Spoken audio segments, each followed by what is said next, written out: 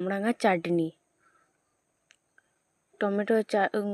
Tomato আর কামরাঙাগুলোকে নেড়ে চেড়ে প্রথমে নুন, হলুদ গুঁড়ো দিয়ে ভালোভাবে নেড়ে নেব।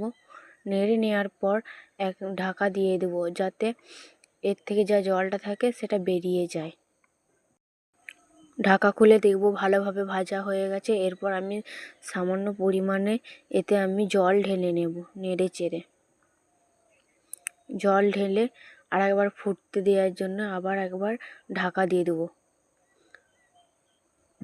দেখতে পাচ্ছ আমার টমেটোগুলো গলে গেছে প্রায়। তো জল দিয়ে একটু ফুটিয়ে নিয়ে এরপর চিনি দিয়ে দেবো পরিমাণ মতো। তোমরা ঝালটা তোমাদের পরিমাণ অনুযায়ী দেবে। ঝাল মিষ্টিটা তোমরা যেমন মিষ্টি খাও সেরকম অনুযায়ী দেবে। এরপর দেখো আমার এখানে চিনিটা গলে গেছে, গলে যে চটচটে হয়ে গেছে। আমার চাটনি রেডি। তো দেখো আমি চাটনিটাকে একটা পাত্রে ঢেলে নিলাম। তো কেমন হয়েছে আমার চাটনিটা সবাই কমেন্ট করো।